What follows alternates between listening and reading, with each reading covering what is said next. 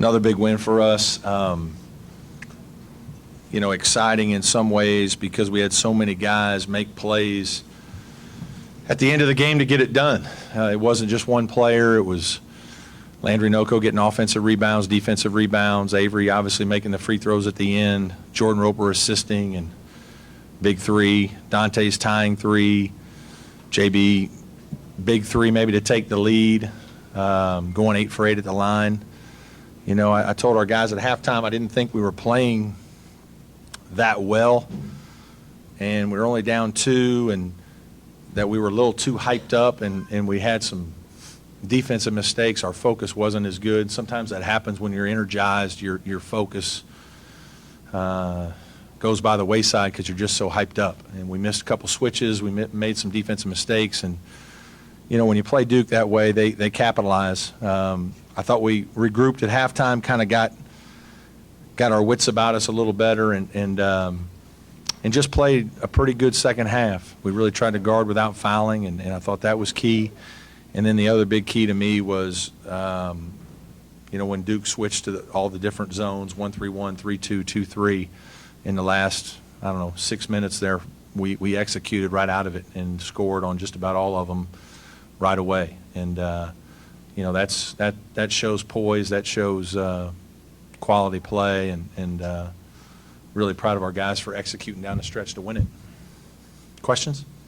Does a win like this kind of validate everything that, over this past month of kind of turning the corner here? Does that validate? Well, you can say, the Louisville win did some now. It's momentum's a big thing. I always say this to you guys, that momentum is very powerful in this sport. It's very powerful with young people. And, we had some negative momentum in the beginning of the season and couldn't build any real positive vibe. That's why the Alabama loss was so painful to us. It just, we needed a win in a close game like that to just kind of keep us going in the right direction. And that's what the Florida State win did, is just, all right, we're good. Like, we beat a good team. We take a deep breath, relax, go back to doing what we're doing. When we focus on what we do, we have a chance to beat some good teams. And we've been fortunate. We've had some of these games at home. I thought we played great at Syracuse. That win really helped us. Again, our confidence has just continued to grow. And certainly tonight, we just kind of hung in there and fought.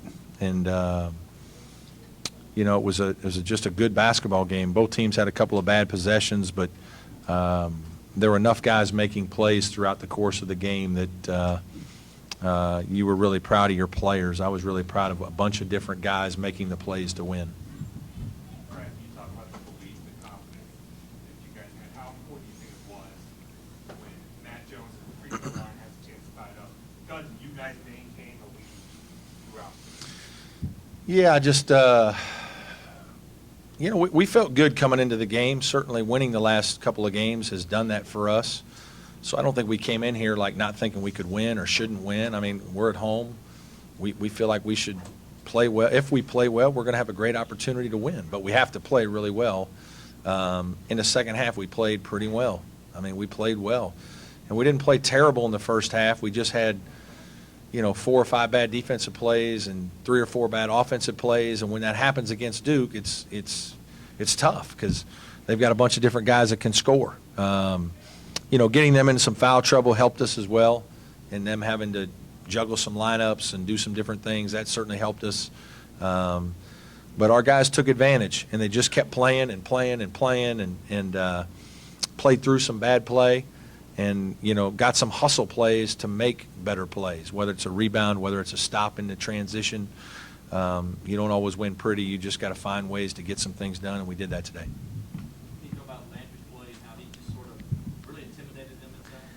Well, we thought, this is a game, we funneled some ball screen action into him and knew that, they're going to have to score over him some. And we thought that would give us a chance to help protect the rim, keep some other guys man on man to where we wouldn't have to get in rotations. I don't think you want to get into a bunch of rotations with Duke. They're too good. They rebound out of it. They beat you on closeouts. And so that's where having a shot blocker is significant.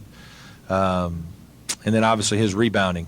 He had 13 rebounds tonight and 12 points. And I mean, that was a huge double-double. When they were up 20-16, I think at that point they had made 6 or maybe 3-pointers. What'd you say to you guys to kind of keep moving focused, say don't look at the Well, we'd made some mistakes. To probably 2 or 3 of the threes were mistakes that, we'd practice, but in the heat of the battles, things happen. And, the message is, hey, fellas, like you can't, when you're playing good teams, you make a mistake, they're going to make you pay. And you're finding that out quickly, and you better lock in. And I told you that, I really said in games like this, it's hard to stay focused because you got so much adrenaline. And, that message went a little unheeded there for a while. And then eventually we got to them and figured it out, made some better decisions. I thought Gabe's baskets in the first half were important. Gabe DeVoe made 2 or 3 baskets in the first half when we were kind of struggling a little bit. And I thought those baskets were big to just kind of keep us around. Just, we're fine. Okay, we made a shot. Now, he didn't defend as well as he needed to in the game, and that's why I didn't play more. But those shots that he made in the first half were significant shots. When you kind of got back to one, it looked like you could go either way. Mm-hmm. Roper has the drive in addition to lost the game. Was that something designed, or did Roper just kind of figure out? No, we just, what we did, we gave the ball to Rope. Oh, the last play there where we just spread them out? Yeah, where we really spread them out? No, we were just, I looked up at the shot clock. I saw a 6 or 7 second difference, I think it was. And I just told Rope, hey, keep it. Like, if they're going to, I want to see, first of all, if they're going to foul. And if they're going to foul, then I want them to foul you. And so no 5 second closely guarded, he can hold it. And so he kept it. We kind of got everybody out of the way and then just gave him the option to go, hey, when they kind of came at him and ran from a weak side, it opened up something, and so he kind of just turned the corner, and I said, go attack, because he was right in front of my bench. And so he just went right down the lane, and obviously I don't think Plumlee saw that JB was kind of open on the backside, and he just made a play. Brad, you talked about it before, like in December, maybe you weren't sure where the focus was, things like that. Do you feel like this group is now locked? Do you feel like you turned the corner, or is that such a fragile thing that? Yeah, I mean, our margin for error is still is smaller than some of the elite teams in our league. Like, we still have to play very high-level basketball to beat anybody in our league. Right now we're playing well. We're in a great role. Obviously, we hope that continues. There's going to come some times when we're going to have to fight and scratch and claw and may not shoot it as well or whatever, and we still got to find a way to win. I think what really hurt our team at the beginning of the year was, for whatever reason, our highs and lows were just way out of kilter. Like, we'd play great for 10 minutes in a game, and, we beat some teams that maybe weren't as talented, but we beat them so handily that maybe there's a little false sense of we're better than we are. Then we have some times when things go against us, and it was just like our whole team, just like, I can't believe this is happening. And there really wasn't anybody in there rallying them together. And I told our guys before the year that the most important thing that we needed to change was that happened to us some last year, that I could never get the players to completely grab a hold of the team and grab a hold of each other. And that's what has to change. And hopefully now that's starting to happen. Avery's more comfortable, and he's a vocal guy, so he'll say some things. Roper's kind of a quiet guy, but he is starting to say more. And Landry Noko's been a big part of our voice. He's a voice of reason, and he's a voice of consistency. He's there every day. He's not afraid to tell other guys what we need to be doing. And it's just kept our highs and lows from being out of kilter. Like, we could have gotten really high today or really low in different points, and it lasts for 5 or 6 possessions, and all of a sudden you go from down 6 to down 16. And obviously that happened to us against South Carolina, and it happens in a couple other games. And we've done a better job of playing together through bad plays instead of going our own way. Following up with that, how much did that loss in Georgia, Noko calling a players-only meeting, and then having that break kind of get your mind? I'm sure he thinks that was the be-all, end-all. It wasn't a very long meeting, so if he can get that done in like 15 minutes or 20 minutes as the meeting lasted, then, he needs to become a coach one day. It's certainly, as much as whatever was said, and as coaches, we don't know what was said, and it's probably good that we don't. It's just the fact that somebody would say, like, You know, I'm like, all right, go, guys, we're going to need to get on the bus here in 30 minutes. And then Noko tells me, no, we don't, Coach. We need a players' meeting. And, like, we need you guys to leave. And just the fact that he would say that in that manner, like, get out. You know, I want to talk to the team. And they talked for 15 minutes. I'm sure that at least started to establish something. Now, I'm sure when they went home for Christmas, they weren't thinking a lot about what Landry said. But when we got back, it was kind of like a clean slate. Let's all, you know, get back to doing what we're doing. Let's just focus on the process of getting better.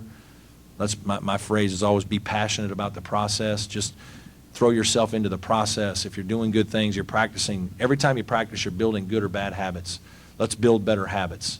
Let's build togetherness. Let's build our communication. Let's build our fundamentals. Like, let's get back to that. And, you know, sometimes, unfortunately, you've got to lose some things to find that out. And, you know, we hate that. You know, we had some games where we didn't play as well. We had some games where, like UMass, where they just played great. And I don't know if we would have ever beat them that night. The Georgia game with JB not being healthy and Georgia playing well, we wouldn't ever beat them. The Alabama game, we struggled for a long time. We really fought in that game and played tough through the game and kind of gave it away with a bad play. So, you know, those games happen. It wasn't, you know, you're not going to play great every night, but losing it really hurt us. And then the South Carolina game, we played well for long stretches, but we had that terrible stretch of 10 minutes that put us in such a hole we couldn't overcome it. So we had some periods of decent play that you could always go back to, but unfortunately we didn't win any close games in that period, and we got blown out twice, so you got a bad record, you know. And so we had to just kind of forget it and start anew, and that's what we're doing.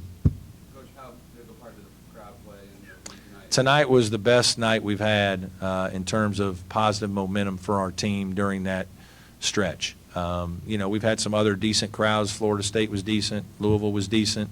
But really, tonight was the first night where, you know, really I felt like our crowd really helped uplift us a little bit. And that's big. It makes a big difference. That's one of the challenges of playing up here is that we lose the intimacy, and we really need our fans to help us play better and to bring us out of bad play and celebrate our good ones. Thanks, guys.